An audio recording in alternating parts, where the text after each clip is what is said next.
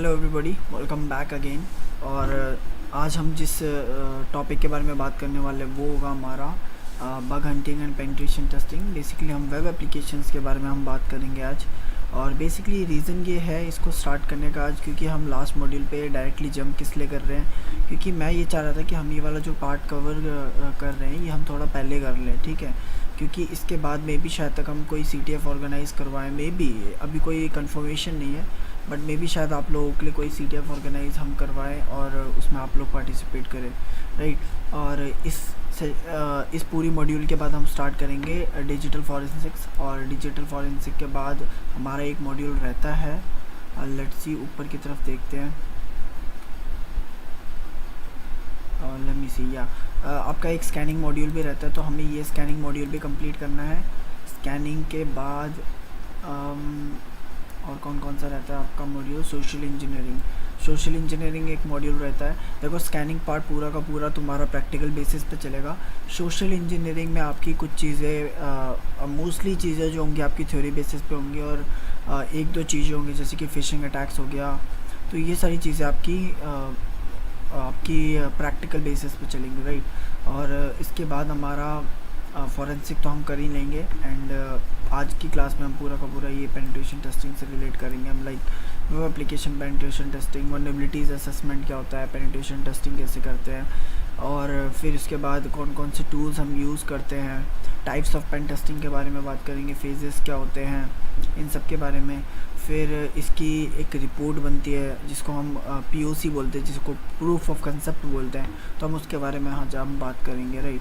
तो हम सारी चीज़ें इसमें डिस्कस नहीं कर सकते क्योंकि ये जो पूरा का पूरा बग बाउंटी और वेब एप्लीकेशन पेनिट्रेशन टेस्टिंग है, इस पर डेडिकेटेड पूरा का पूरा कोर्स होता है, राइट। तो हम इसमें इस पर्टिकुलर कोर्स में ये सारी चीज़ें यहाँ पे डायरेक्टली नहीं कर सकते, ठीक है। और यूट्यूब में थोड़ा सा रिस्ट्रिक्शंस भी रहता है कि हम डायरेक्टली किसी भी लाइव वेबसाइट पे शो करके नहीं दिखा सकते आपको, जब तक कि हमारे पास पर्टिकुलर ओनर से परमिशन नहीं होती, राइट। तो हम कुछ चीज़ें यहाँ पे शो नहीं कर सकते, बट मोस्टली हम लैब सेटअप करेंगे, हम लैब्स में ट्राई करके देखेंगे। अदरवाइज़ मोस्टली अगर मेरी वेबसाइट पे मैं ट्राई कर सकता हूँ, अगर मैं आपको दिखा सकता हूँ बना के कोई नई वेबसाइट या कोई एक डेमो वेबसाइट बना के दिखा सकता हूँ, तो मैं आपके लिए बना दूँगा। अदरवाइज़ हम जितनी भी चीज़ें करेंगे जो प्री बिल्ड लैब्स होती हैं, हम उनको कॉन्फ़िगर करेंगे, देन उस पर यूज़ करेंगे, राइट। तो आपको उस तरीके से यहाँ पे परफॉर्म करना है, कोई भी इलीगल टास्क परफॉर्म नहीं करना है। किसी भी अननेसेसरी साइट पे आप जाके किसी भी रैंडम साइट पे जाके आप ये टेस्टिंग परफॉर्म नहीं कर सकते। तो कंट्रोल एंड सिमुलेटेड इन्वायरमेंट में करना है, तो हम आपको लैब्स का नाम बताएंगे, आप उन लैब्स पे जाके ट्राई कर सकते हैं। और यहाँ पे बाकायदा आपको दिखाया जाएगा कि एक्चुअल में वो जो पर्टिकुलर लैब है वो कैसे इंस्टॉल हो रही है, कैसे कॉन्फ़िगर हो रही है, उसके बाद ही आप उस पर टेस्टिंग चालू कर सकते हैं। वन मोर थिंग गाइज, मेरे को बहुत सारे डाउट्स आ रहे थे बच्चों की तरफ से कि वो जो मैंने DMZ.Hackitech की जो मशीन दी थी, वो मशीन उनके इंस्टॉल नहीं हो रही है, उनके चल नहीं रही है, या फिर काली लिनक्स मशीन नहीं चल रही है। देखो बेसिकली देखो होता क्या है कि जो आपके वर्चुअल मशीन है उसमें आपको ये इंपोर्ट करनी पड़ेगी, ठीक है। इंपोर्ट करने का तरीका आपको मैंने वीडियो में बता रखा है, अगर नहीं देखा है तो आप जाके एक बार वीडियो देख लो। अदरवाइज़ इसको इंपोर्ट करनी पड़ेगी, और अगर आपने ये मशीन पर्टिकुलर मशीन जो मैंने आपको व्हाट्सएप ग्रुप पे भेजी है, अगर आपने इंपोर्ट नहीं करी तो ये आपकी मशीन नहीं चलेगी, राइट।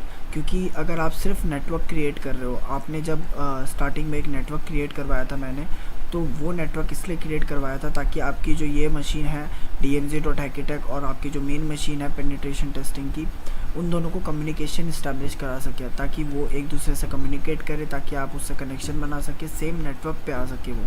इसलिए हमने उस पर्टिकुलर मशीन को इसमें इंपोर्ट करा था।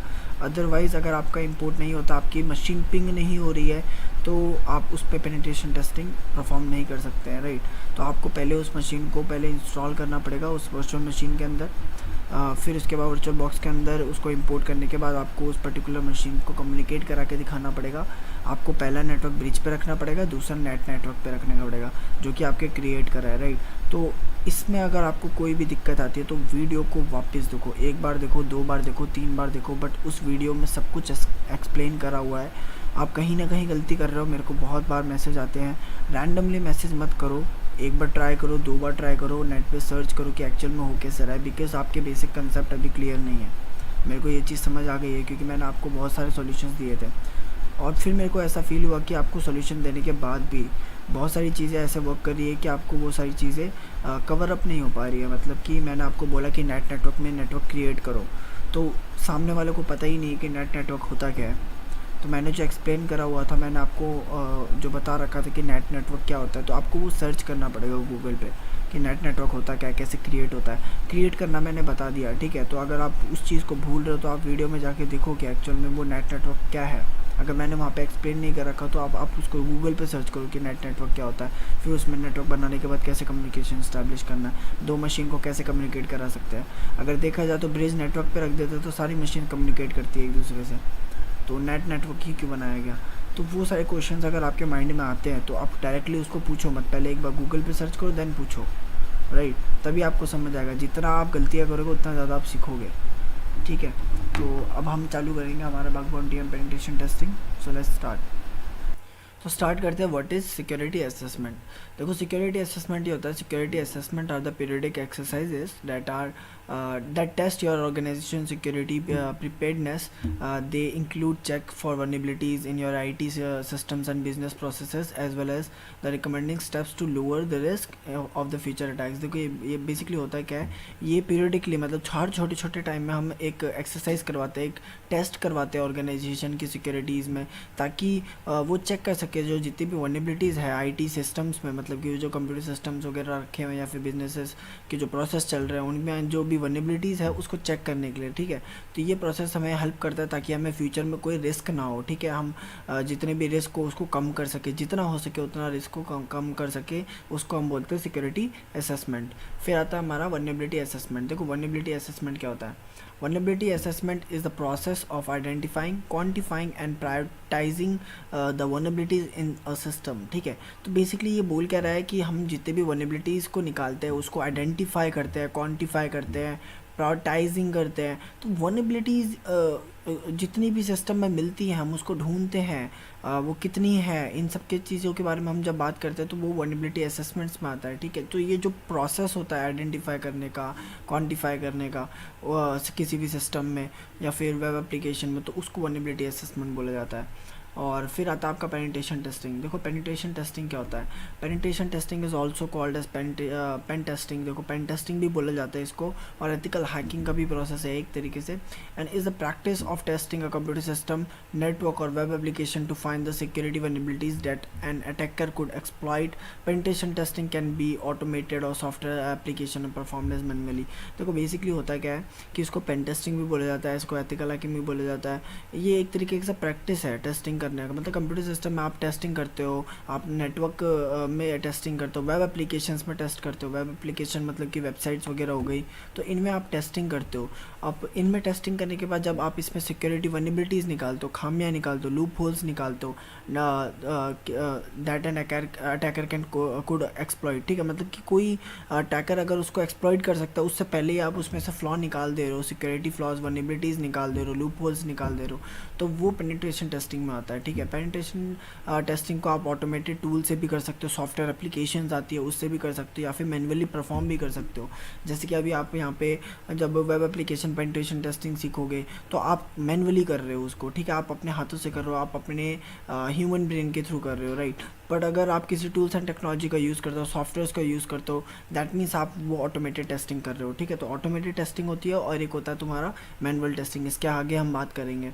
कंपैरिजन देखते हैं, कंपैरिजन हम देखते हैं यहाँ पे वनरेबिलिटी स्कैन्स क्या होते हैं और पेनिट्रेशन टेस्टिंग क्या होती है, ठीक है। तो वनरेबिलिटी स्कैन्स होते हैं आपके ऑटोमेटेड, जस्ट वेट, जो वनरेबिलिटी स्कैन्स होते हैं वो आपके होते हैं ऑटोमेटेड स्कैन्स होते हैं, ठीक है। और ये मैनुअल आपको करना पड़ता है, ठीक है। ये कुछ टाइम में ही आपका मतलब जो आपके जो टूल्स होते हैं वो थोड़ी देर में आपको रिजल्ट्स निकाल के दे देते हैं, जबकि पेनिट्रेशन टेस्टिंग में दिन निकल जाते हैं, एक हफ्ता निकल जाता है आपको जब पेनिट्रेशन टेस्टिंग आप परफॉर्म करते हो, ठीक है। फिर उसके बाद आता है आपका ये शेड्यूल्ड होता है, ठीक है, और ये एनुअली, मतलब कि एक तरीके से ये आप जब भी शेड्यूल करोगे उस टाइम के हिसाब से आप वनरेबिलिटी स्कैन कर सकते हो। जैसे हर हफ्ते में कर लिया एंड ऑल, तो आप ऑटोमेटेड टूल से इसको ट्राई कर सकते हो। पर अगर आप बात करें पेनिट्रेशन टेस्टिंग की, तो पेनिट्रेशन टेस्टिंग फॉर एग्जांपल यहाँ पे एनुअली दे रखा है, या फिर 6 मंथ्स के अंदर या 3 मंथ्स के अंदर कंपनीज क्या करती है, बोलती है पेनिट्रेशन टेस्टर्स को कि आप हमारे कंपनी में आओ और हमारे कंपनी में पेनिट्रेशन टेस्टिंग परफॉर्म करके दिखाओ। तो ये एनुअली हो सकता है या फिर मंथ में हो सकता है या फिर 3 मंथ्स में या 6 मंथ्स में हो सकता है, ठीक है। तो ये इस पर डिपेंड करता है। फिर ये पैसिव होता है और ये एग्रेसिव होता है। देखो पैसिव इसलिए होता है क्योंकि ऑटोमेटेड टूल्स होते हैं, ये डायरेक्टली स्कैन करेगा और इन्फॉर्मेशन भी चाहिए तो ये क्या करेगा, डेटाबेस से उठा लेगा जो कि ओपन सोर्स में अवेलेबल होती है। तो ये कुछ चीज़ों को यूज़ करता है, जो जिस तरीके से टूल बना गया है वो उस हिसाब से ये परफॉर्म करता है, ठीक है। तो ये पैसिव में आ जाता है। और एग्रेसिव स्कैनिंग में बात करें तो एक पेनिट्रेशन टेस्टर उसको एग्रेसिवली एक एक पॉइंट को देखता है कि एक्चुअल में उसमें कौन कौन से रूप होल हैं, फिर उसको एक्सप्लॉइट करके देखता है कि पर्टिकुलर ये जो वर्नेबिलिटी है ये अटैकर परफॉर्म करेगा तो ये एक्सप्लॉइट होगा कि नहीं होगा, या आगे परफॉर्म होगा कि नहीं होगा, ठीक है। जबकि ये सिर्फ आपको एक रिपोर्ट बना के देता है। तो इसकी जो रिपोर्ट होती है फॉल्स पॉजिटिव हो सकती है, मतलब कि आपकी रिपोर्ट जो बनती है, जो भी ये स्कैन करके रिजल्ट परफॉर्म करता है, मतलब रिजल्ट आपको दिखाता है कि ये वर्नेबिलिटी है, तो वो सही भी हो सकती है और गलत भी हो सकती है, ठीक है। तो पेनिट्रेशन टेस्टिंग में क्या होता है, अगर आपको फॉल्स पॉजिटिव रिपोर्ट मिलती है, फॉर एग्जांपल आपने ऑटोमेटेड स्कैन करा, आपको पता है कि ये जो पर्टिकुलर अटैक है आपने परफॉर्म करा है और ये जो वर्नेबिलिटी ये है कि नहीं है, तो पेनिट्रेशन टेस्टिंग में आप उसको परफॉर्म करके देखते हो। अगर वो परफॉर्म हो जाता है डैट मीन्स है, अगर नहीं होता तो डैट मीन्स नहीं है, ठीक है। तो आप यहाँ पे एक्यूरेट रहते हो और यहाँ पे फॉल्स पॉजिटिव इन्फॉर्मेशन आती है, आपको सिर्फ पता रहता है कि यार ये हो भी सकती है, नहीं भी हो सकती है। फिर ये प्रोग्राम्ड होती है और ये प्रोग्राम नहीं होती है। और आइडेंटिकल स्कैन्स होते हैं, मतलब आप थोड़ी थोड़ी देर में आप स्कैन कर सकते हो और ये एक्यूरेट होता है, ठीक है। ये जो स्कैनिंग का हम खुद से करते हैं पेनिट्रेशन टेस्टिंग मैनुअल में वगैरह में, तो वो एक्यूरेट होता है, ठीक है। और यहाँ पे एक्सप्लॉइटेशन नहीं होता है क्योंकि बेसिकली ये क्या करता है, ये आपको सिर्फ रिपोर्ट जनरेट करके दे देता है कि ये वनरेबिलिटीज इसमें हो सकती हैं, उसके बाद ये एक्सप्लॉइट खुद से नहीं करता है, ठीक है। तो यहाँ पे जो होता है पेनिट्रेशन टेस्टिंग, इसमें आप वनरेबिलिटी को एक एक्सप्लॉइट करते हो, मतलब कि उसके जो लूप होल्स होते हैं उसके अंदर घुसते हो, ठीक है। आप उसको परफॉर्म करके देखते हो कि एक्चुअल में ये जो बग था ये एक्सप्लॉइट होता है कि नहीं होता है, ठीक है। फिर आता है आपका वनरेबिलिटी असेसमेंट और पेनिट्रेशन टेस्टिंग। देखो वनरेबिलिटी असेसमेंट और पेनिट्रेशन टेस्टिंग क्या होता है। वनरेबिलिटी असेसमेंट की बात करें, this is the process of finding and measuring the vulnerability of a system. ये क्या करता है, एक प्रोसेस है जिसमें हम फाइंड करते हैं और मेजर करते हैं कि वनरेबिलिटी कौन कौन सी सिस्टम में है, ठीक है। फिर पेनिट्रेशन टेस्टिंग की बात करें, penetration testing finds the vulnerability and exploits it and take advantage of this system.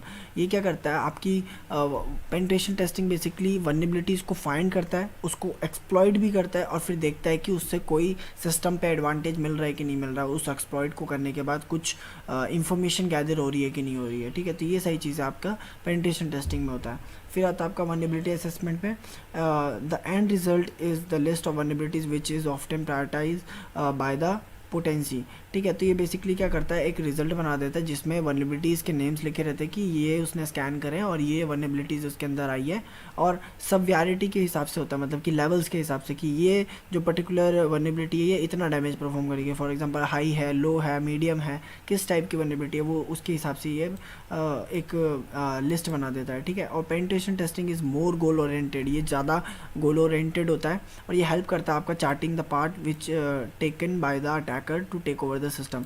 Basically एक तरीके से ये पूरा का पूरा पाथ बता देता है कि एक्चुअल में उस पर्टिकुलर हैकर ने या फिर अटैकर ने उस पर्टिकुलर सिस्टम पे एक्सेस कैसे गेन करा होगा, इसकी पूरी की पूरी रिपोर्ट बनती है। तो ये ज़्यादा गोल ओरिएंटेड होता है, ठीक है। फिर उसके बाद आता है यहाँ पे वनरेबिलिटी असेसमेंट में, is recommended when the system is already known security issues और the organization has no security measures and want to get started in that area.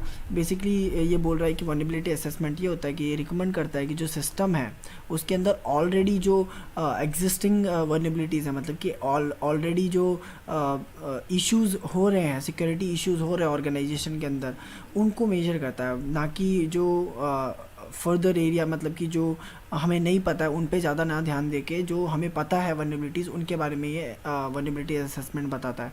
जबकि पेनिट्रेशन टेस्टिंग में क्या होता है, other hand is recommended when the company has a good level of security and they want to search for some hidden vulnerabilities. देखो penetration testing हम कब करवाते हैं, जब कंपनी को पता है कि हमारी जो कंपनी है ऑलरेडी बहुत ज़्यादा सिक्योर है, ठीक है। हमारी कंपनी में नॉर्मली हमें पता है कि हमारी कंपनी सिक्योर है, ठीक है। तो अब हम क्या चाहते हैं कि हमें वो वनरेबिलिटीज़ को भी बंद करना है, हमें वो वनरेबिलिटीज़ को भी फिक्स करना है जिसके बारे में हम नहीं जानते हैं, ठीक है। तो वो पेनिट्रेशन टेस्टिंग में आता है। जैसे कि ओपन बग बाउंटी प्लेटफॉर्म्स होते हैं, वो क्या करते हैं, बेसिकली बग बाउंटी हंटर्स क्या करते हैं, उसमें बग फाइंड करते हैं और वो बग कंपनी को ऑलरेडी पता नहीं होते हैं, ठीक है। तो वो पेनिट्रेशन टेस्टिंग इसलिए परफॉर्म होती है, ठीक है। फिर यहाँ पे आता है emphasising the breath over deep. Basically ये मीनिंग क्या है इसका, is more concern about the finding more vulnerability instead of understanding the to severity of each.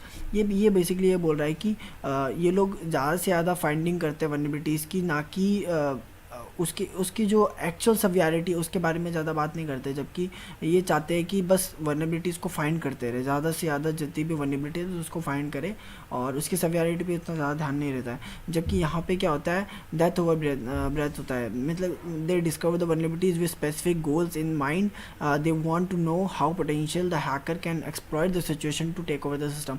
Basically ये अगर कोई वनरेबिलिटी को निकालते हैं, अगर कोई भी वनरेबिलिटी अगर इनको सिस्टम में मिलती है पेनिट्रेशन टेस्टर को, तो ये चेक करते हैं कि उस पेनिट्रेशन मतलब उस पर्टिकुलर वनरेबिलिटी से, उस पर्टिकुलर बग से, या फिर कोई भी जो आपने बग निकाला है उसको देखते हैं कि आगे एक्सप्लॉइट करके कि ये और ज़्यादा डैमेज दे सकता है कि नहीं दे सकता कंप्यूटर सिस्टम को, और ज़्यादा आपको इन्फॉर्मेशन निकाल के नहीं दे सकता है क्या, या फिर ये कितना ज़्यादा हाईली मतलब एक्सप्लॉइट कर सकता है सिस्टम को, और कितना ज़्यादा मतलब ये डैमेज कर सकता है सिस्टम को। तो वो सारी चीज़ें आपको वनरेबिलिटी स्कैन्स के अंदर दिखाई जाती है कि सवियरिटी पे बहुत ज़्यादा ध्यान दिया जाता है, मतलब कि हाई है, मीडियम है, लो है। अगर लो लेवल की भी वनरेबिलिटी है तो क्या वो लो लेवल की वनरेबिलिटी हाई लेवल वनरेबिलिटी में कन्वर्ट हो पा रही है कि नहीं हो पा रही है। तो वो सारी चीज़ें भी आपको पेनिट्रेशन टेस्टिंग में देखने को मिलती हैं, ठीक है। फिर आता है आपका टाइप्स ऑफ पेन टेस्टिंग। देखो टाइप्स ऑफ पेन टेस्टिंग की बात करें तो यहाँ पे 3 टाइप्स की मतलब 5 टाइप्स की पेनिट्रेशन टेस्टिंग होती है। एक होती है आपकी नेटवर्क टेस्टिंग, आप जिसमें नेटवर्क टेस्टिंग करते हो, मतलब कि किसी ऑर्गेनाइजेशन में जाते हो, वहाँ पे देखते हो कि स्विचेज़ है, राउटर्स है, सब कुछ लगे हुए हैं, उसके हिसाब से आप उनकी नेटवर्क टेस्टिंग करते हो, ठीक है। तो वो नेटवर्क पेनिट्रेशन टेस्टिंग में आता है। फिर आपका आता है web application penetration testing. Web application penetration testing basically क्या होता है कि आप किसी की वेबसाइट हो गई या फिर सर्वर्स हो गए, उनके अंदर आप बेसिकली आप पेनिट्रेशन टेस्टिंग परफॉर्म करते हो। मतलब कि वेबसाइट के अंदर, जैसे कि आज की डेट में hackitech.com है, अगर मेरा कोई रिस्पॉन्सिबल डिस्क्लोजर प्रोग्राम है तो आप मेरी वेबसाइट पे पेनिट्रेशन टेस्टिंग परफॉर्म कर सकते हो। तो ये दूसरा तरीका हो गया। फिर आता है आपका फिजिकल टेस्टिंग। देखो फिजिकल पेनिट्रेशन टेस्टिंग होती है जिसमें फिजिकली आपको जाना पड़ता है और इंफ्रास्ट्रक्चर से रिलेटेड, इन सब से रिलेटेड आप पेनिट्रेशन टेस्टिंग करते हो। Social engineering basically socially fishing वगैरह होगी या फिर इन सब चीज़ों को मैनिपुलेट करके करा जाता है। तो हम इसके बारे में आगे पढ़ेंगे क्योंकि हमारा एक मॉड्यूल अब ये रहता है सोशल इंजीनियरिंग का, तो हम उसके बारे में अभी आगे जाके पढ़ेंगे, तो हम वो उसमें कवर कर लेंगे इसको। फिर एक आता है आपका मोबाइल एप्लीकेशन पेनिट्रेशन टेस्टिंग।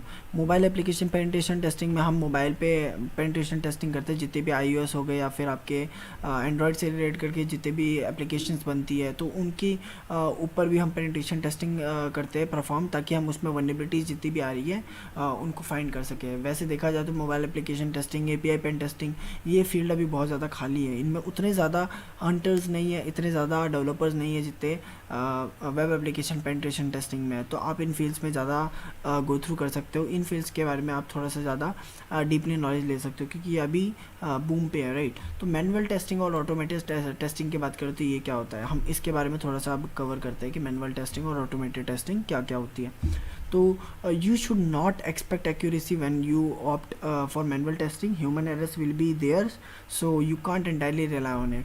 देखो ये बोल रहा है बेसिकली कि जो मैनुअल टेस्टिंग होती है, मैनुअल टेस्टिंग में क्या होता है कि आप इतना ज़्यादा एक्यूरेसी एक्सपेक्ट नहीं कर सकते मैनुअल टेस्टिंग में, क्योंकि कुछ कुछ क्या होता है कि ह्यूमन एरर्स भी हो जाता है। कभी कभी हम क्या करते हैं, हम ध्यान नहीं देते कि यार ये जो पर्टिकुलरली वनरेबिलिटी है ये है कि नहीं, हमारे दिमाग से निकल जाती है, मतलब हमारा ध्यान नहीं रहता तो हम उसको छोड़ देते हैं, ठीक है। तो वो कुछ कुछ एरर्स आपके कभी कभी आ सकते हैं, ठीक है। या फिर आप इतनी बड़ी लिस्ट में, इतनी बड़ी वेबसाइट में कितने सारे पेजेस होंगे, उनको स्कैन करके आप इतना नहीं देख सकते हो ध्यान से कि यार ये वनरेबिलिटी हर पेज में आप चेक करो कि यार ये पर्टिकुलर पेज में है कि नहीं, तो आप कभी कभी छोड़ देते हो। तो वो चीज़ें आपकी यहाँ पे थोड़ी सी दिक्कत देती हैं, ठीक है, मैनुअल टेस्टिंग में। जबकि ऑटोमेटेड टेस्टिंग में तो आपका टूल स्कैन करता है, तो टूल एक स्क्रिप्ट होती है एक तरीके से, तो वो स्क्रिप्ट वगैरह या फिर टूल वगैरह जब रन होती है तो वो बेसिकली आपको इतना ज़्यादा मतलब एक्यूरेटली आंसर देती है, क्योंकि उसमें तो टूल्स मतलब एक तरीके से स्क्रिप्ट चल रही है, वो हर चीज़ को, हर पेज को स्कैन करेगी, हर एक पॉइंट को स्कैन करेगी, तो वो आपका ज़्यादा एक्यूरेट होता है। ऑटोमेटेड टेस्टिंग थोड़ा सा ज़्यादा एक्यूरेट होता है आपके मैनुअल टेस्टिंग से, ठीक है। फिर आता है इट कंज्यूम मोर टाइम, मतलब कि बहुत ज़्यादा टाइम लेता है। मैनुअल टेस्टिंग की बात करें तो थोड़ा सा टाइम कंज्यूमिंग होता है क्योंकि एक पर्सन आके पेनिट्रेशन टेस्टिंग परफॉर्म कर रहा है, ना कि एक टूल परफॉर्म कर रहा है। टूल थोड़ा ज़्यादा फास्ट होता है क्योंकि मैनुअल टेस्टिंग से एक टूल ज़्यादा फास्ट इसलिए होता है बेसिकली क्योंकि आपको बस एक टूल रन करना है, स्क्रिप्ट रन करनी है और वो क्या करेगा, एक एक करके स्कैनिंग चालू कर देगा। जबकि आप एक पेज को एक बार में कम से कम 10 सेकंड के अंदर आप 100 पेज को स्कैन कर सकते हो, जबकि आप मैनुअल टेस्टिंग में 10 सेकंड के अंदर इतना ज़्यादा नहीं कर सकते हो। मे बी शायद तक आप 2 पेजेस को स्कैन कर पाओ खुद से देख के, राइट। तो ये ज़्यादा उतना ज़्यादा फास्ट नहीं होता, ये थोड़ा सा फास्ट होता है। You need to invest the human resources, आपको यहाँ पे ह्यूमन रिसोर्सेज को इन्वेस्ट करना पड़ता है। जबकि आप यहाँ पे सिर्फ टेस्टिंग टूल्स पे पेमेंट करते हो, इन्वेस्ट करते हो तो किस पे करते हो, टूल्स को खरीदने के लिए।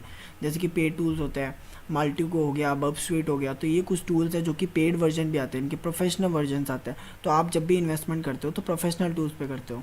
फिर frequent repetition is not required in the manual testing. तो ये बेसिकली आप फ्रीक्वेंट रिपीटिशन नहीं कर सकते, मतलब कि आपने एक बार स्कैनिंग कर दिया तो फिर आप वापस से ऐसा नहीं बोल सकते हो कि यार अब मैं वापस से एक बार फिर से स्कैन कर लेता हूँ पूरी की पूरी वेबसाइट, तो ऐसा नहीं कर सकते हो। जबकि यहाँ पे क्या होता है, engineers repeat automated testing process and longer time. Basically यहाँ पे ऑटोमेटेड टूल्स होते हैं, आपने एक बार स्कैनिंग कर ली, मान के चलो 1 घंटे में स्कैनिंग हो गई, तो आप क्या कर सकते हो, मे भी शायद तक आपकी रिपोर्ट थोड़ी उतनी ज़्यादा एक्यूरेट नहीं हो, तो आप क्या कर सकते हो, वापस से इसको स्कैनिंग पे लगा सकते हो। 1 घंटे की बात है, वापस से स्कैनिंग हो जाएगी। बट मैनुअल टेस्टिंग में आप वापस से एक बार स्कैनिंग नहीं कर सकते हो, थोड़ा दिक्कत पड़ती है। क्योंकि एक बंदे ने मान के चलो 1 हफ्ते में स्कैनिंग करी है, तो वो वापस से 1 हफ्ता नहीं देगा कि इसको स्कैन करने के लिए, राइट। तो ह्यूमन ऑब्जर्वेशन इज़ मस्ट, यहाँ पे ह्यूमन ऑब्जर्वेशन को बहुत ज़्यादा ध्यान में रखा जाता है, क्योंकि अगर आपने कोई चीज़ मिस कर दी तो वो मिस हो जाएगी, ठीक है। अब अगर आपने कोई पेज या फिर वल्नरेबिलिटी को मिस कर दिया तो आपके दिमाग से निकल जाएगी वो, उसके बाद वापस में भी शायद तक आपको वो दिखे ना दिखे, आई डोंट नो, राइट। तो आपको ह्यूमन ऑब्जर्वेशन पे बहुत ज़्यादा ध्यान देना पड़ता है। Since it involves tools, human observation is non mandatory. क्योंकि ये टूल्स एंड टेक्नोलॉजी से काम कर रहा है, तो बेसिकली इसमें जितनी भी चीज़ें वर्क कर रही हैं या फिर कोई वल्नरेबिलिटी अगर इसको पता चलती है या फिर ऐसा लगता है कि इसमें वल्नरेबिलिटी है, तो ये आपके सामने रिजल्ट शो कर देता है। तो इसमें ह्यूमन ऑब्जर्वेशन की ज़रूरत नहीं है, ये आपको फ़िल्टर करके वल्नरेबिलिटी आपके सामने रख देगा। देखो मैनुअल टेस्टिंग जो होती है वो ज़्यादा एक्यूरेट होती है in terms of aggressive scanning, ठीक है। और ऑटोमेटेड टेस्टिंग इसमें थोड़ी सी रह जाती है, क्योंकि बेसिकली देखो ये क्या करती है, आपको फॉल्स पॉजिटिव रिजल्ट भी दे सकती है, मतलब कि वो वल्नरेबिलिटी सही हो भी सकती है और नहीं भी हो सकती है, ठीक है। वो एक्यूरेटली इतना ज़्यादा आपको नहीं बताएगा कि एक्चुअल में ये वल्नरेबिलिटी इसमें प्रेजेंट है कि नहीं है, 100% श्योरिटी नहीं होती है, ठीक है। जबकि मैनुअल टेस्टिंग में क्या होता है, आप उसको परफॉर्म करके देखते हो, तो यहाँ पे 100% श्योरिटी होती है कि ये जो पर्टिकुलर अटैक है, जो वल्नरेबिलिटी है, ये उस सिस्टम में है कि नहीं है, ठीक है। तो बेसिकली इस तरीके से हम इनको पढ़ते हैं।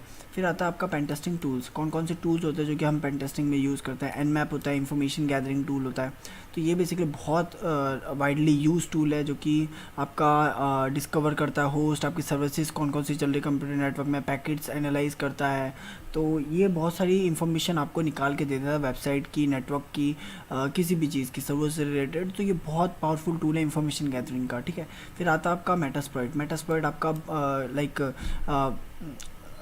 एक तरीके से पेनिट्रेशन टेस्टिंग का टूल है जो कि आपके आइडिया सिग्नेचर डेवलपमेंट्स में काम आता है, या फिर आपको वल्नरेबिलिटीज़ को एक्सप्लॉइट करना होता है। इसके अंदर आपके मॉड्यूल्स होते हैं जो कि आपको यूज़ करते हैं, ऑक्सिलरी मॉड्यूल्स होता है आपका, अलग अलग मॉड्यूल्स होते हैं जिनको आप यूज़ करते हो, पेलोड्स होते हैं, एक्सप्लॉइट्स होते हैं जो कि आप यूज़ करके अटैक को परफॉर्म करते हो, आप उसका रिवर्सल एक्सेस लेते हो। तो एक तरीके से मेटास्प्लॉइट आपको हर चीज़ की एक्सेस प्रोवाइड करता है, ठीक है। तो ये बहुत ज़्यादा वाइडली यूज टूल हम यूज़ करते हैं। वायरशार्क आपका नेटवर्क पैकेट एनालाइजिंग टूल है, ठीक है। ये एक तरीके से ओपन सोर्स टूल है, फ्री है ऑफ कॉस्ट, आप इसको यूज़ कर सकते हो। सारे के सारे जितने भी टूल्स हैं फ्री ऑफ कॉस्ट आपको मिल जाएंगे, और किसी किसी के प्रोफेशनल वर्जन आपको यूज़ करने पड़ेंगे।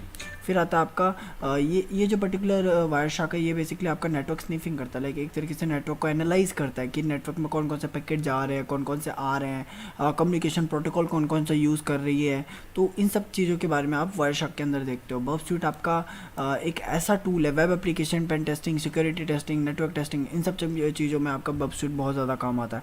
बब स्वीट का यूज़ क्या है, बब स्वीट बेसिकली आपका क्या करता है, रिक्वेस्ट को इंटरसेप्ट करता है, उसको रोकता है, ताकि आप देख सको कि एक्चुअल में जो रिक्वेस्ट जा रही है सर्वर की तरफ से, क्लाइंट की तरफ से, कैसी आप उसको मैनिपुलेट कर सकते हो, आप उसको चेंज कर सकते हो। कि आपने किसी चीज़ पे क्लिक करा, तो जैसे क्लिक करा तो आपकी क्लाइंट की तरफ से सर्वर की तरफ क्या रिक्वेस्ट जाती है, आप बीच में उसको रोक सकते हो। मैन इन मिडल अटैक का बहुत पावरफुल टूल है एक, देखा जाए रियल जीता जाता है एग्जाम्पल है बब sweet man in middle attack का। तो बहुत पावरफुल टूल है, आप इसको यूज़ कर सकते हो, वाइडली यूज़ है वेब एप्लीकेशंस के लिए। तो और हाइड्रा की बात करें तो हाइड्रा बेसिकली आपका पासवर्ड क्रैकिंग टूल है, जिसमें आप ब्रूट फोर्स करते हो, एक मैनुअल लिस्ट बना लेते हो या फिर ऑटोमेटेड लिस्ट बना लेते हो। जो भी आपके पास एक लिस्ट होती है ब्रूट फोर्सिंग की, आप उसमें ब्रूट फोर्स लगाते हो या डिक्शनरी अटैक लगा सकते हो, तो आपका हाइड्रा बहुत ज़्यादा यूज़ होता है।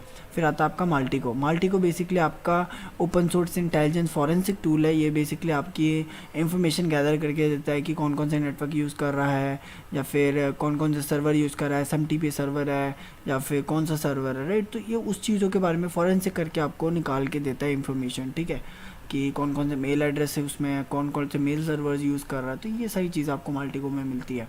फिर अब हम प्रैक्टिकल्स पे जाते हैं। तो अब हम प्रैक्टिकल स्टार्ट करेंगे, राइट। अब देखो बेसिकली आपको क्या करना है, आपको एक लैब सेटअप करनी पड़ेगी जिसका नाम है DVWA। हम यहाँ पे दिखा देते हैं आपको कि DVWA क्या होता क्या है और किसकी बात कर रहा हूँ मैं। DVWA, ठीक है। तो बेसिकली ये जो है ये एक तरीके से लैब है जिसमें हम सारे के सारे वेब एप्लीकेशन पेनिट्रेशन टेस्टिंग को परफॉर्म करते हैं, ठीक है। जितनी भी वेब एप्लीकेशन से रिलेटेड आपकी वल्नरेबिलिटीज़ होती है हम उनको यहाँ पे परफॉर्म करते हैं।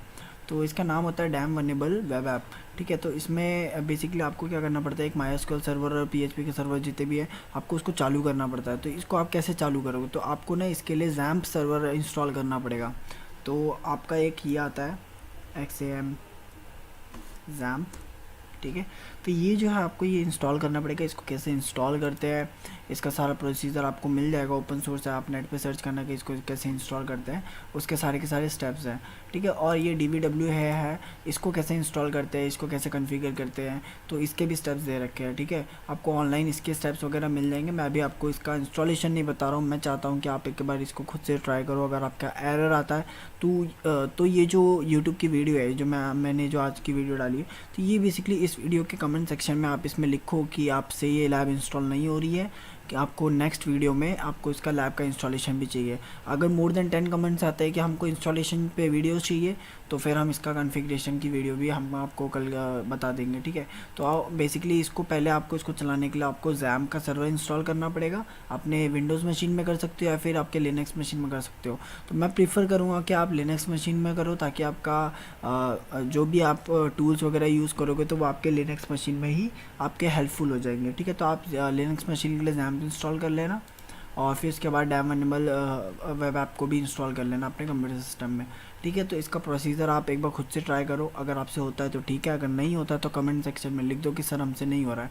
विदिन 24 आवर्स के अंदर अंदर आपको बोलना है, मतलब अप्रॉक्सीमेटली कितने कल ही क्लास है, तो कल क्लास है तो आपको बिफोर 12 आवर्स, ठीक है, मतलब 12 घंटे के अंदर अंदर आपको ये बताना है मेरे को कि सर हमको ये नहीं हो रहा है, और हमें ये particular dam vulnerable web application पे वीडियो चाहिए कि इसको कैसे इंस्टॉल करते हैं और कैसे कन्फिगर करते हैं, और ये XAMPP सर्वर कैसे कन्फिग्रेशन होता है, ठीक है। तो इन पे मैं वीडियो आपको बना के दूंगा। फिर उसके बाद आप इसको कन्फिग्रेशन करने के बाद इसके प्रैक्टिकल्स परफॉर्म करना। अभी के लिए हम क्या कर रहे हैं, हम अभी के लिए सिर्फ प्रैक्टिकल्स देख रहे हैं। तो स्टार्ट करते हैं। Hello everyone, I am Raghuveer Singh Chauhan. In this video I am talking about DVWA. So DVWA के अंदर अपन SQL इंजेक्शन सीखेंगे। तो SQL इंजेक्शन क्या होता है? SQL इंजेक्शन के में एक साइबर अटैक होता है जो कि वेब एप्लीकेशन पे परफॉर्म किया जाता है, जिसके थ्रू वो डिफरेंट डिफरेंट यूज डेटाबेस जैसे IBM है, Oracle है, MySQL है, MariaDB है, इनसे डाटा को रिट्रीव किया जाता है, जिसमें SQL इंजेक्शन अपन डेटाबेस से यूजर्स डिटेल्स निकाल सकते हैं, पासवर्ड अगर वनरेबल हुई तो देखते हैं डीवीए।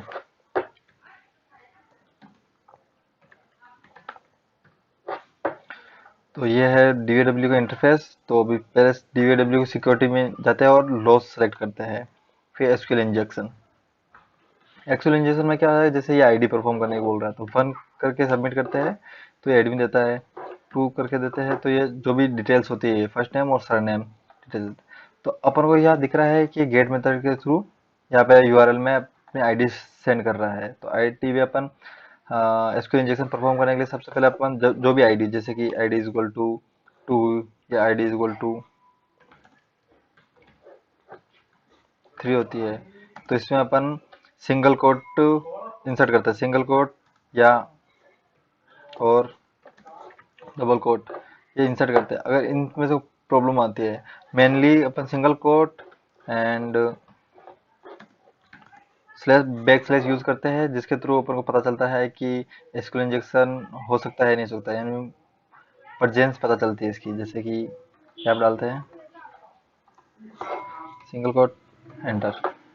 यहाँ पे एसक्यूएल इंजेक्शन मतलब एसक्यूएल जो डेटाबेस है उसका सिंटेक्स प्रॉब्लम आती है, it means SQL injection present है इसके अंदर। तो उसको परफॉर्म करने के लिए क्या करते हैं, order by one comment, hyphen means comment, enter किया, ये आ रही है, ये आईडी की जगह यहाँ पे ये आ गया है।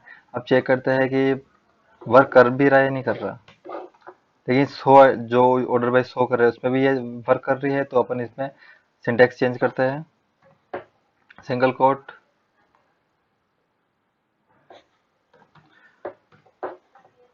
Unknown column 100। तो अब कॉलम चेंज करते हैं, 4 भी नहीं है, 2 है, मतलब 3 भी नहीं है इसका। तो अब अपन को 1 और 2 आईडी पे परफॉर्म करना है। तो ये परफॉर्म करते हैं, यूनियन सेलेक्ट 1, 2, एंटर किया। अब 1 की जगह पर लिख सकते हैं database, enter.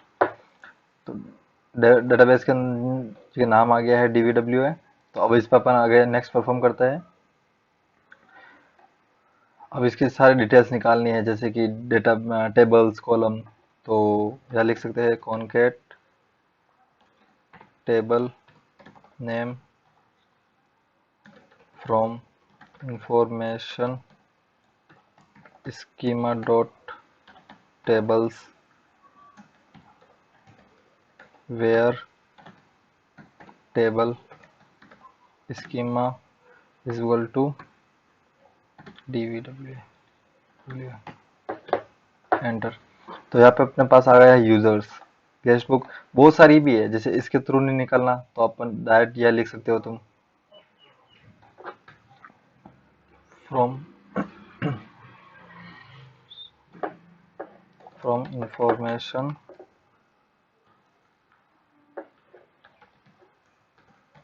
Schema dot tables. अगर ये भी इंसर्ट करते हैं तो सारे टेबल्स आ जाती है, बट अपन ने ये ट्राई किया है इंफॉर्मेशन स्कीमा, पूरी डिटेल्स दे दी है, where table name table schema DVW है।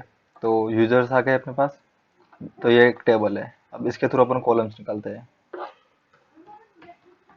Column name from information columns where table name is equal to users. तो ये सारे यूजर्स जो कॉलम्स है यूजर्स के अंदर वो सारे यहाँ शो हो जाते हैं, जैसे कि लॉगिन आईडी और ये पासवर्ड। तो अब यहाँ पे चेक करते हैं,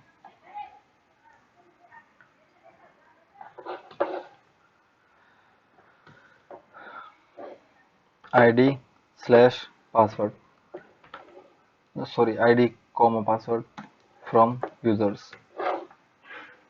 अच्छा यूज ईमेल आईडी वो है,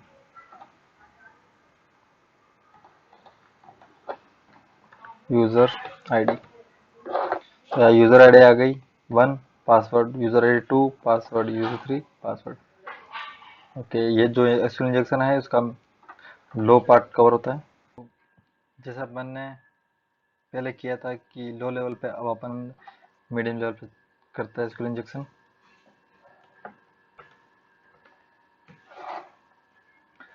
डीओडब्ल्यू security medium submit SQL injection. और यहाँ पे आ रही है यूजर आईडी, इट मीन्स अपन स्क्रॉल कर सकते हैं। जैसे अपन ने लो लेवल में किया था तो यूआरएल में अपन को शो हो रही थी, लेकिन इस टाइम अपन जैसे ही सबमिट करते हैं अपन को यूआरएल में कुछ भी शो नहीं होता।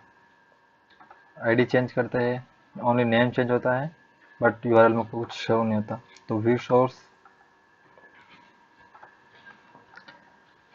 तो यहाँ पे ये सब कुछ नेम है, जस्ट दिख रहा है यूआरएल के थ्रू, मतलब आईडी पैरामीटर में जा रहा है पोस्ट मेथड के थ्रू। तो सबसे पहले बब सूट को ऑन कर लेते हैं, foxy proxy on, turn on, submit. जैसे यहाँ रिक्वेस्ट आती है, यह आईडी 1 आ रही है, इसको राइट क्लिक करके रिपीटर में सेंड कर देते हैं, उसे टर्न ऑफ कर देते हैं। तो यहाँ पे दिख रहा है, रिपीटेड में सेंड करने के बाद ये गो कर देते हैं, कोई प्रॉब्लम नहीं आ रही है। अब अकॉर्डिंग टू एसक्यूएल इंजेक्शन अपन बैक स्लैश या सिंगल कोट सबमिट करते हैं। तो यहाँ पे एक सिंटेक्स एरर आ जाता है एसक्यूएल का, तो इट मीन्स यहाँ पे एसक्यूएल इंजेक्शन प्रेजेंट है। तो यहाँ पे अपन नेक्स्ट स्टेप लेते हैं, ऑर्डर बाय 1 डन कमेंट गो, कोई प्रॉब्लम नहीं है। कॉलम चेंज करते हैं 1 to 5 कर देते हैं, बट यहाँ पे एरर शो होता है अननोन कॉलम 5। तो यहाँ लिखते हैं 3 भी नहीं है, चेक करते हैं 2, मतलब यहाँ कॉलम नंबर 2 पे चल रहा है, इट मीन्स यहाँ कॉलम 2 है। तो अब वनरेबल कॉलम फाइंड करने के लिए या जो नेक्स्ट डिटेल्स निकालने के लिए सेलेक्ट 1, 2 गो। तो यहाँ पे आ रहा है एडमिन, ये पूरी डिटेल्स आ रही है। तो आप 1 की जगह ओनली लिख सकते हैं डेटाबेस गो। तो यहाँ देख सकते हैं डेटाबेस का नाम आ रहा है। तो अब डेटाबेस का नाम निकल गया, अपन को भी टेबल्स का नाम निकालना है। तो टेबल्स का नाम निकालने के लिए table name from information schema dot tables, जैसे दो वाली में किया था जिसमें पूरा टेबल डेटा नेम्स दे रहे थे, वैसे देने की जरूरत नहीं है, तो इसको गो कर देते हैं। तो ये सारे टेबल्स नेम यहाँ शो हो रहे हैं। तो right click show in response browser और यहाँ पेस्ट कर देते हैं। तो ये सारे डिटेल्स जितनी भी टेबल्स है, से control F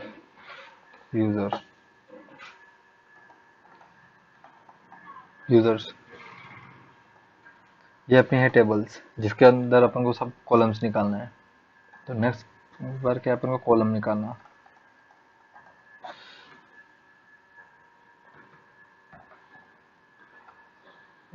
column from columns go, right click show response in browser paste. तो यहाँ सारे आ गए, सारे कॉलम में जितने भी नेम थे सब आ गए यहाँ पे। जैसे कि कंट्रोल F पासवर्ड करते हैं, पासवर्ड है, लॉगिन है, ओनर है, सीक्रेट है। तो ऐसे अपन यहाँ से डिटेल्स निकाल सकते हैं। तो आप यहाँ पे कॉलम की जगह और यह लिख देते हैं user ID plus password from users and गो।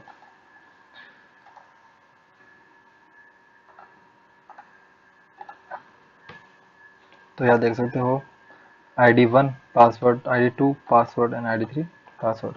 सो ऐसे एसक्यूएल इंजेक्शन का मीडियम कंप्लीट होता है। So that's all for today guys. जो बेसिकली आज पढ़ा है हमने वो इंस्टॉलेशन ऑफ DVWA था हमारा, वेब एप्लीकेशन पेनिट्रेशन टेस्टिंग हो गया और बग बाउंटी हो गया। तो इनके थ्योरी पार्ट भी हमने कवर करे आज, और साथ ही साथ हमने इनके प्रैक्टिकल परफॉर्म करे हैं जो कि एसक्यूएल इंजेक्शन थे। ठीक है, तो एसक्यूएल इंजेक्शन कैसे परफॉर्म करा जाता है, लो लेवल की वनरेबिलिटी क्या होती है, हाई लेवल की एसक्यूएल इंजेक्शन वनरेबिलिटी क्या होती है, मीडियम लेवल क्या होती है, तो हम इसके बारे में आज पढ़ रहे थे। ठीक है, तो बेसिकली आपको क्या करना है, इसको परफॉर्म करके देखना है। आपका टाइम अच्छा खासा कंज्यूम हो जाएगा सिर्फ इंस्टॉलेशन के पार्ट पे, कि इस लैब को कैसे सेटअप करना है DVWA को आपको लिनक्स मशीन में, उसमें आपका बहुत ज़्यादा टाइम जाने वाला है। तो कल की वीडियो तक का आपके पास टाइम है, इसको पहले ट्राई करो। इसलिए मैंने आज की वीडियो शॉर्ट करी, क्योंकि मे बी शायद तक इंस्टॉलेशन पार्ट ही ना हो, तो आगे की वीडियो का मतलब नहीं रहेगा, क्योंकि आप जब तक इंस्टॉलेशन पार्ट ही कवर नहीं कर पाओगे तो आगे के जो अटैक्स है उसको कैसे परफॉर्म करोगे, राइट। तो आपको क्या करना है, अभी इंस्टॉलेशन पार्ट को कवर करना है। पहले आपको XAMPP सर्वर इंस्टॉल करना है, उसके बाद आपको DVWA इंस्टॉल करना है, उसके बाद आप ये एसक्यूएल इंजेक्शन की वनरेबिलिटी ट्राई करके देखोगे। कल हम बात करेंगे बेसिकली कि XSS क्या होता है, स्टोर्ड, रिफ्लेक्टेड और आपका डोम बेस XSS क्या होता है। तो इनके बारे में हम थोड़ी सी और वनरेबिलिटीज़ की कवर करेंगे। CSRF अटैक कैसे परफॉर्म करा जाता है। तो मैं चाह रहा था कि कम से कम एटलीस्ट 5 वनरेबिलिटीज़ तो आपको यहाँ पे कवर करके दिखाऊँ। ठीक है। तो आपको अलग अलग लैब्स भी प्रोवाइड करे जाएंगे, तो उसमें आपको ट्राई करके देखना है, ठीक है। तो आज की जो लैब है वो है DVWA। आपको उसको इंस्टॉल करना है। अगर नहीं हो रहा, आपसे कॉन्फ़िगर नहीं हो रहा, आपके एरर्स आ रहे हैं, तो कमेंट सेक्शन में आप लिख दो 12 घंटे से पहले पहले कि सर मेरे से इंस्टॉल नहीं हो रहा है, और आप इस पे वीडियो मेरे को कल बता के दिखाओ। तो फिर मैं उस पे वीडियो कल आपको शो करूँगा कि इंस्टॉलेशन कैसे करा जाता है इसका। अदरवाइज़ मैं इस पे कोई वीडियो नहीं बनाने वाला हूँ। और अगर आपसे इंस्टॉलेशन में कोई दिक्कत आ रही है, एटलीस्ट 10 स्टूडेंट्स अगर बोलते हैं कि मैं DVWA मेरा इंस्टॉल नहीं हो रहा है, तो मैं इसको कवर करा दूँगा। अदरवाइज़ आप इसको खुद से रिज़ॉल्व करो, मेरे को व्हाट्सएप पे या फिर इंस्टाग्राम पे पिंग करो, मैं आपको वहाँ पे रिप्लाई कर दूँगा कि इसको कैसे सॉल्व करना है, राइट। रिसोर्सेज मैं आपको शेयर कर दूँगा। एक और चीज़ थी कि आपको जो PPTs वगैरह है और जो आपको नोट्स वगैरह है, देखो मैंने अभी आपको एक नोट्स शेयर करते राइट 5th सेशन की। तो अभी जो बाकी के नोट्स है मैं अभी इसको होल्ड कर रहा हूँ। नोट्स को अभी हम होल्ड कर रहे हैं क्योंकि मैं आपके लिए बहुत अच्छी चीज़ बना रहा हूँ अभी। तो आपको थोड़ा सा वेट करना पड़ेगा उसके लिए। उसके बाद आपको एंटायरली जितने भी नोट्स वगैरह हैं, जितने भी सेशंस के रहते हैं, वो सब कुछ आपको एक बार में मिल जाएगा। तो आप उसकी टेंशन मत लो। क्या रिसोर्सेज कहाँ से मिलेंगे, पढ़ना कहाँ से। अभी भी यूट्यूब पे जो वीडियोस डल रही हैं, जो लाइव सेशंस हो रहे हैं, जो जितने भी आपको सेशंस में समझाया जा रहा है, आप उसको प्रैक्टिस करो। आपको कोई प्रॉब्लम आती है इंस्टाग्राम पे पिंग करो। बट अभी नोट्स की बात करें तो नोट्स को अभी होल्ड पे रखो। नोट्स को होल्ड पे रखने का रीज़न ये है क्योंकि मैं एक दूसरी चीज़ पे काम कर रहा हूँ जो कि आपके लिए बहुत ज़्यादा बेनिफिशियल होने वाली है, तो हम उसको कवर अप कर लेंगे, ठीक है। तो thank you so much guys, that's all for today. आपको यहाँ पे प्रैक्टिस करना है, लैब इंस्टॉलेशन कर लो ताकि, क्योंकि कल की जो वल्नरेबिलिटीज़ होने वाली है वो भी इन लैब्स पे परफॉर्म होने वाली है। साथ ही साथ आपकी एक और लैब आ जाएगी, तो इसको परफॉर्म कर लेना। Thank you so much guys, bye.